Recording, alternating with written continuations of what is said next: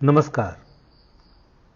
उनके खत और आप की 336वीं कड़ी 336 एपिसोड में अभिवादन स्वीकार कीजिए देवतोष का। आज जो मैं आर्टिकल पढ़ने जा रहा हूं, ये बसंतोत्सव पर दिया गया बाबूजी साहब का संदेश है। ये पुरानी सहज मार्ग पत्रिका के 1961 के 1961 के इशू में प्रकाशित हुआ। इसका शीर्षक है गुरु और शिष्य का आदर्श। श्री रामचंद्र जी, अध्यक्ष श्री रामचंद्र मिशन। लीजिए सुनिए।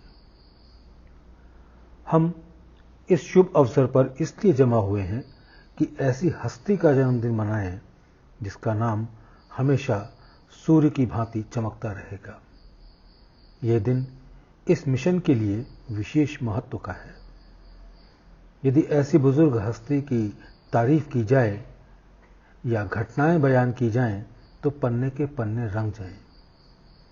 केवल इतना कह देना काफी है कि उनके एक तुच्छ गुलाम में यदि उनकी कुछ झलक मौजूद है और आप लोग इतनी थोड़ी मोहब्बत करते हुए भी ईश्वरीय आंच से सिक रहे हैं तो गुरु महाराज का अंदाजा कुछ न कुछ लग ही जाएगा। जर्रे में चमक आफताब की है। आफताब सूर्य को कहते हैं। जर्रे में चमक आफताब की है।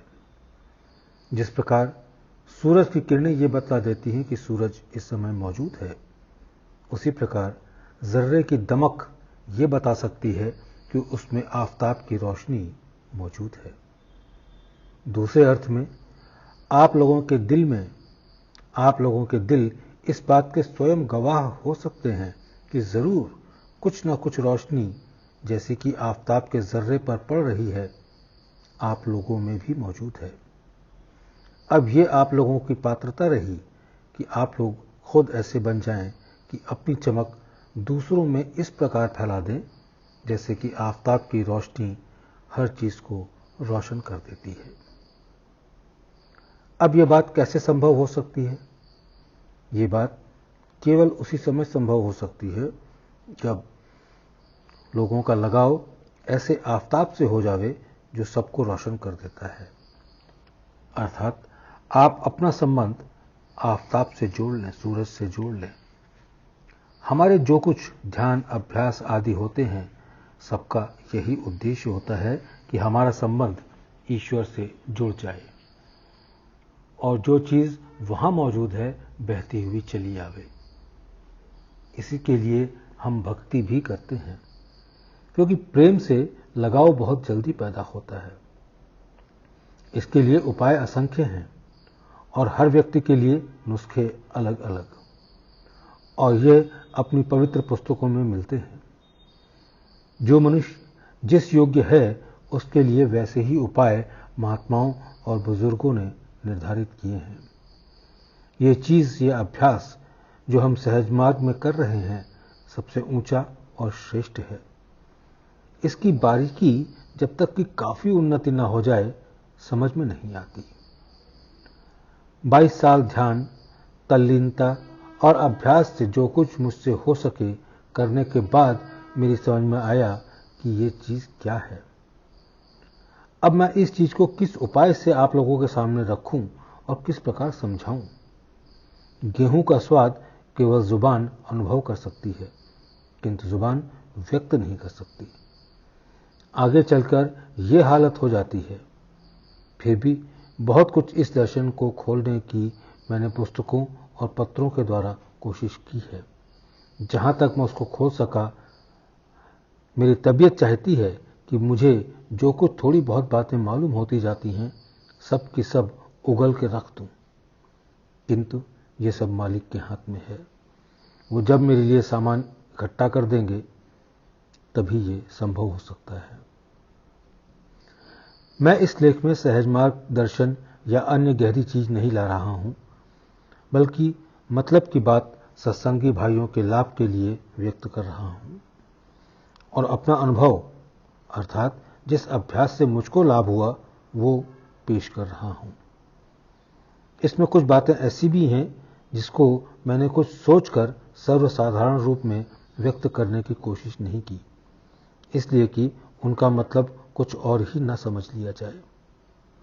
किंतु विवशता यह है कि यदि इन घटनाओं को न खोला जाए तो कहीं ऐसा न हो कि मेरे साथ चली जाएं।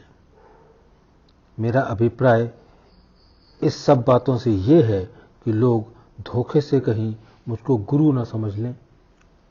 लोगों का अनुभव यह सिद्ध कर देगा कि मेरा व्यवहार भाईचारे का रहा है और जीवन भर रहेगा। यही हाल मेरे गुरु महाराज का रहा।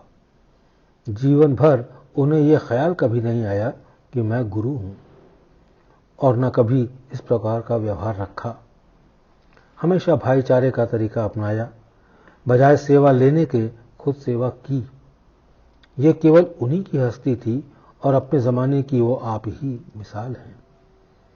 इस विधि से सेवा करने के लिए मैं भी तैनात हुआ। मुझे आप ही के कदम ब कदम चलना है और यही दुआ है कि मैं इसमें कामयाब बनूं। मैं ईश्वर को साक्षी रखकर कहता हूं कि मैंने सिवाय उस आंख के दूसरी आंख नहीं देखी। मुझे ईश्वर से वास्ता न रहा। मैंने तो सब कुछ उन्हीं को समझ लिया था। इश्क हकीकी की उलझन में कभी नहीं पड़ा। मुझे तो इश्क मजाजी से ही सरोकार रहा। ईश्वर से मिलने की इच्छा मुझे कभी पैदा न हुई, और न ये इच्छा हुई कि मैं आवागमन से रहित हो जाऊं। और इस वक्त यही वास्तविकता है कि सिवाय आपके किसी और को न जाना। जहां देखा आप ही का जलवा देखा, और संभव है कि अब तक मेरा यही हाल हो। कोई पूछे कि तुमने ये क्यों किया, इसका उत्तर केवल मजनू ही दे सकता है। उसके प्रेम करने के लिए केवल एक लैला ही थी। उसको इससे मतलब नहीं था कि लैला काली कलूटी है या बदसूरत। उसे तो प्रेम से मतलब था। भाई, यह है मेरी राम कहानी। कहने के लिए लोग कह लेवें कि मैं गुमराह हो गया, किंतु मैं यही कहूंगा कि मैंने यह सौदा जुनून से खरीदा। इस सौदे का खरीदार वही हो सकता है जिसके दिल में कुछ झलक जुनून की बाकी हो। कोई व्यक्ति दुनिया के लिए दीवाना बनता है और कोई उक़बा यानी परलोक का खरीदार। मेरे दिल से दोनों ही चीजें गायब थीं। निगाह लैला की तरफ थी, और मैं सच कहता हूं कि मजनू की तरह मैं दीवाना बना। सिर्फ आपके लिए घूमता रहा। मुझे अगर कोई फिक्र थी तो सिर्फ उसी की, और जुनून बढ़ता ही गया। नतीजा ये हुआ कि इसकी तमीज भी बाकी न रही कि किसका जुनून था और क्या सौदा। मैं यही चाहता हूं कि आप लोग वादिये एमन यानी परम सुख की घाटी की सैर करें, और मेरी दुआ भी यही है। हालांकि मैंने अपने आप को वादिये जुनून यानी पागलपन की घाटी में ही कदम रखा और उसी की सैर की। भाई, अगर मेरे दिल से पूछो तो ये जुनून की पुख्तगी परिपूर्णता की अलामत है, चिन्ह है, और यह सौदा ही जुनून की मिसाल है। सभी क्रियाएं और ध्यान इसी के लिए हैं। ईश्वर का कोई रूप नहीं, वो सब में प्रकाशित है। अब अगर हम उसका प्रकाश किसी विशिष्ट अस्तित्व में देखते हैं तो नियत यही बनती है कि उसी की बरकत उसमें विद्यमान है। अब यदि किसी में खुले रूप में यह बात मौजूद है तो मैं अपने बचाव में यही कहूंगा कि ऐसे व्यक्ति से प्रेम करने में निगाह स्वयं उस चीज पर पहुंच जाएगी जो उसमें प्रकाशित है। किंतु भाई, ऐसे अस्तित्व कम मिलते हैं, और वो लोग इससे भी कम जिनके पास केवल पागलपन का सौदा हो। फिर भी कुछ न कुछ सहारा हम सबको लेना ही पड़ता है। इसलिए हमको चाहिए कि हम सहारा ऐसे व्यक्ति का लें जिसमें वो झलक ज्यादा से ज्यादा मिल सके। भड़क तो बहुत जगह मिलेगी, मगर झलक कम मिलने वाली वस्तु है। और भाई, झलक भी मिलेगी, मगर उससे ऊपर की वस्तु शायद ही कहीं मिल पाए। अब ऐसे व्यक्ति से संबंध पैदा करने के लिए उसको कुछ ही समझ लिया जावे चाहे भाई, चाहे पिता, चाहे नौकर या गुलाम। मतलब सिर्फ रिश्ता कायम करने से है जिससे मोहब्बत का डोरा लग जावे। और यह रिश्ता वास्तविक रूप में उस समय जुड़ा समझना चाहिए कि जिस रिश्ते से मोहब्बत की है वो चीज़ भूल जाए, और जब रिश्ते की भी खबर न रहे तब यह समझना चाहिए कि निस्बत हो गई। जितनी ही अच्छी निस्बत जुड़ेगी उतनी ही अच्छी फैज़ की रवानी रहेगी। और भाई अखलाक भी उसी समय पूर्ण होता है जब सब तरफ से निस्बत टूटकर उस तरफ जुड़ जावे, केवल कर्तव्य परायणता ही शेष रह जावे। अखलाक रूहानियत की जान है। हमको उस ओर रुजू होना चाहिए और जो बाह्य बंधन और नियम चरित्र सुधारने के हैं उन पर अमल आवश्यक और अनिवार्य है। बिना अखलाक का आदमी इस प्रकार है जैसे वो चंदन जिसमें खुशबू न हो। ऐसी दशा में आप उसको लकड़ी ही कहेंगे, चंदन नहीं कह सकते। चंदन बनना है तो वो महक पैदा कीजिए।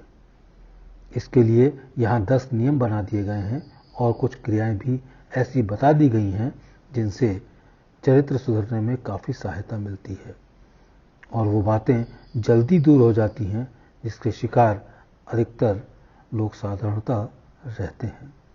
बसंतोत्सव के अवसर पर दिया गया बाबूजी साहब का संदेश। धन्यवाद।